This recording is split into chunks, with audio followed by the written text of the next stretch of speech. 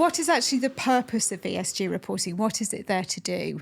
So I love this aspect of sustainability, being a trained accountant myself.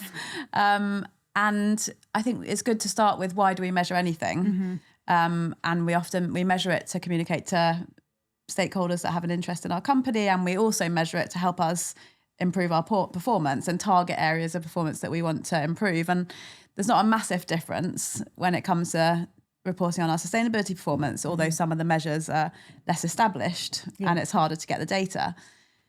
But when it comes to sustainability impacts, I think there's two ways of looking at your reporting. The first one is you want to be able to tell your stakeholders that are interested in your company what are the most important sustainability risks and opportunities that are going to affect your company's ability to create value now and into the future.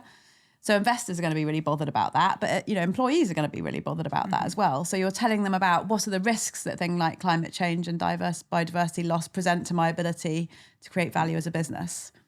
But then the other angle on it is people also want to know what negative impacts you're having on the environment, and also how hopefully you're reducing those impacts or even contributing positively. And that might be a different set of stakeholders. So that might be your neighbours. If you're a factory and you're emitting pollution, they want to know how much pollution you're putting out. Or if you're taking water out of a catchment area, how much water you're taking out. And those two dimensions are what's the heart of what's known in the trade as double materiality. So one aspect of materiality is, how can these sustainability trends impact my business? The other aspect is, how is my business impacting the world? So those are the two lenses. But essentially, you want to report so people can see if you're doing better against the things that you think are important. That's the secret to it. And we often get really hung up on external reporting, which in the finance world is kind of your annual reports and accounts. But there's also internal reporting, which is more like management accounts.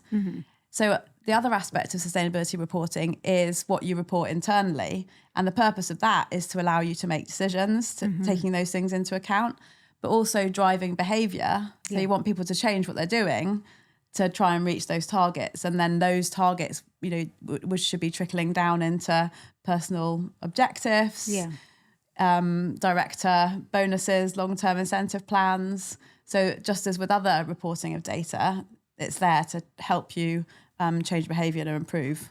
I think it really helps drive the responsibility and accountability internally as well. And I think absolutely we've aligned our carbon accounting with our financial accounting, so the P&L sheets down to site level, and that's really given each site ownership over their carbon data as well, and got the financial community involved in reporting, not just financial numbers but your carbon numbers, which I guess is another benefit. Yes, definitely. And giving that insight that the two go hand in hand together, it allows us to kind of see which sites are performing well in terms of profit and growth, as well as sustainability metrics alongside that as well. That's great move that you've taken there.